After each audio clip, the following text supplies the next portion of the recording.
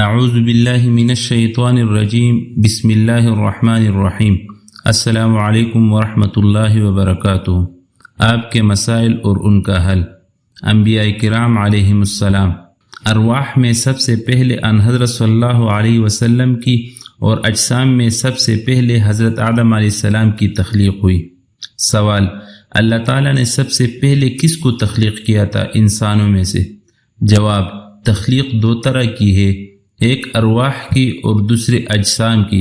ارواح میں سب سے پہلے روح محمدی علی صاحبہ الصلاۃ والسلام کی تخلیق ہوئی، جیسا کہ بعض روایات میں آتا ہے، اور اجسام میں سب سے پہلے حضرت ابو البشر آدم علیہ السلام کی تخلیق ہوئی۔ کیا انسان آدم علیہ السلام کی غلطی کی پیداوار ہے؟ سوال: آدم علیہ السلام کو غلطی کی سزا کے طور پر جنت سے نکالا گیا اور انسانیت کی ابتدا ہوئی، تو کیا اس دنیا کو غلطی کی پیداوار سمجھا جائے گا، یا پھر آدم علیہ السلام کی اس غلطی کو مصلحت خداوندی سمجھا جائے؟ اگر آدم علیہ السلام کی غلطی میں مصلحت خداوندی تھی، تو کیا انسان کے اعمال میں بھی مصلحت خداوندی شامل ہوتی ہے؟ اگر ایسا ہے تو پھر اعمال و افعال کی سزا کا ذمہ دار کیوں؟ جواب: حضرت آدم علیہ السلام سے جو خطا ہوئی تھی وہ معاف کر دی گئی۔ دنیا میں بھیجا جانا بطور سزا کے نہیں تھا، بلکہ خلیفۃ اللہ کی حیثیت سے تھا۔ حضرت آدم علیہ السلام سے نسل کس طرح چلی؟ کیا ان کی اولاد میں لڑکیاں بھی تھیں؟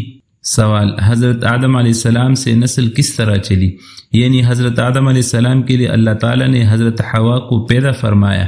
حضرت آدم علیہ السلام کی اولادوں میں 3 نام قابل ذکر ہے، اور یہ تینوں نام لڑکوں کے ہیں، ایک حابیل، 2 قابیل اور تیسرا شیس۔ آخر کار ان تینوں کی شادیاں بھی ہوئی ہوگی، آخر کس کے ساتھ؟ جبکہ کسی بھی تاریخ میں آدم علیہ السلام کے لڑکیوں کا ذکر نہیں آیا۔ آپ مجھے یہ بتا دیجئے کہ حابیل، قابیل اور شیس سے نسل کیسے چلی؟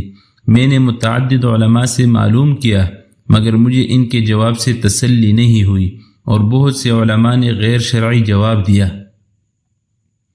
جواب: حضرت آدم علیہ السلام کے ہاں ایک بطن سے 2 بچے جڑوا پیدا ہوتے تھے، اور وہ دونوں آپس میں بھائی بہن شمار ہوتے تھے، اور دوسرے بطن سے پیدا ہونے والے بچوں کے لیے ان کا حکم چچا کی اولاد کا حکم رکھتا تھا۔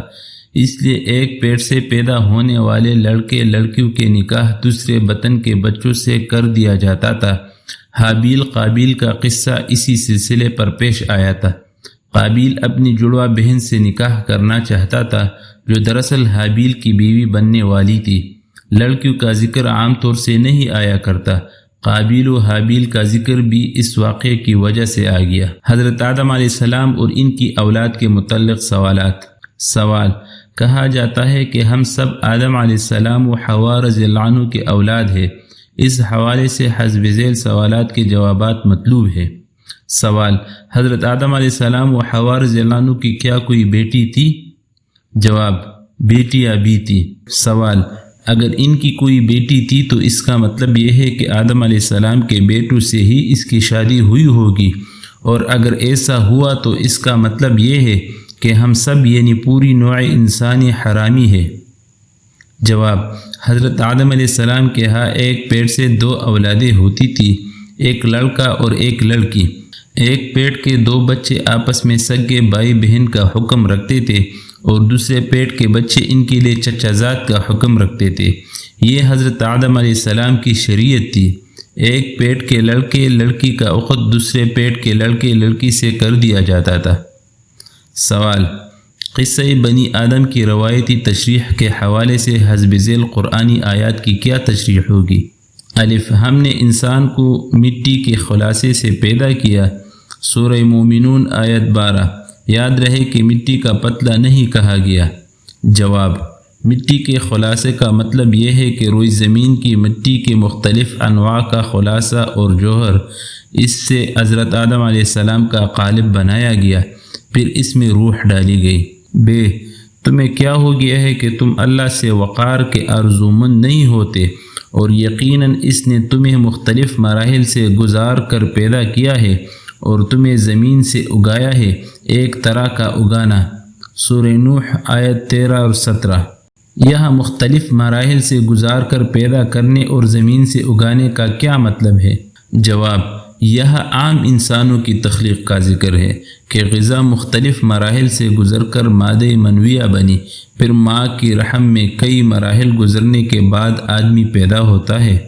سوال، سورہ اعراف کی آیات 11 تا 25 کا مطالعہ کیجیے۔ ابتدا میں نوع انسانی کی تخلیق کا تذکرہ ہے، پھر آدم علیہ السلام کے لیے سجدہ، پھر اس کے بعد ابلیس کا انکار اور چیلنج۔ لیکن چیلنج کے مخاطب حضرت آدم علیہ السلام اور اس کی بیوی نہیں۔ تثنیہ کا صیغہ استعمال نہیں کیا گیا بلکہ جمع کا صیغہ استعمال کیا گیا۔ اس کا مطلب ہے تعداد زیادہ تھی۔ ایسا کیسے ہو گیا جبکہ وہاں صرف آدم علیہ السلام و حوا رضی اللہ عنہ ہی تھے؟ اس کے بعد آدم علیہ السلام و حوا رضی اللہ عنہ کا تذکرہ ہے جن کے لیے تثنیہ کا صیغہ استعمال کیا گیا ہے، لیکن آخر میں جہاں حبوط کا ذکر ہے وہاں پھر جمع کا صیغہ ہے۔ ایسا کیوں ہے؟ جواب، حضرت آدم علیہ السلام کی تخلیق کے قصے سے مقصود اولاد آدم کو عبرت و نصیحت دلانا ہے، اس لیے اس قصے کو اس عنوان سے شروع کیا کہ ہم نے تم کو پیدا کیا اور تمہاری صورتیں بنائی۔ یہ بات چونکہ آدم علیہ السلام کے ساتھ مخصوص نہیں تھی بلکہ ان کی اولاد کو بھی شامل تھی، اس لیے اس کو خطاب جمع کی صیغہ سے ذکر کیا۔ پھر سجدے کے حکم اور ابلیس کے انکار اور اس کے مردود ہونے کو ذکر کر کے ابلیس کا یہ انتقامی فقرہ ذکر کیا کہ میں ان کو گمراہ کروں گا۔ چونکہ شیطان کا مقصود صرف آدم علیہ السلام کو گمراہ کرنا نہیں تھا بلکہ اولاد آدم سے انتقام لینا مقصود تھا، اس لیے اس نے جمع غائب کی ضمیر ذکر کی۔ چنانچہ آگے آیت 27 میں اللہ تعالیٰ نے اس کی تشریح فرمائی ہے کہ اے اولاد آدم، شیطان تم کو نہ بہکاوے جس طرح اس نے تمہارے ماں باپ کو جنت سے نکالا۔ اس سے صاف واضح ہے کہ شیطان کی انتقامی کارروائی اولاد آدم کے ساتھ ہے۔ اور حبوط میں جمع کا صیغہ لانے کی وجہ یہ ہے کہ حضرت آدم و حوا علیہ السلام کے علاوہ شیطان بھی خطاب میں شامل ہے۔ نیز تثنیہ کے لیے جمع کا خطاب بھی عام طور سے شائع و ضائع ہے، اور بئی نظر بھی خطاب جمع ہو سکتا ہے کہ آدم و حوا علیہ السلام کے ساتھ ان کی اولاد کو بھی خطاب میں ملحوظ رکھا گیا ہو۔ سوال، ابتدا میں بشر کا ذکر ہے اور ضمیر واحد غائب کی ہے، لیکن جب ابلیس چیلنج دیتا ہے تو ضمائر جمع غائب شروع ہو جاتی ہے، کیوں؟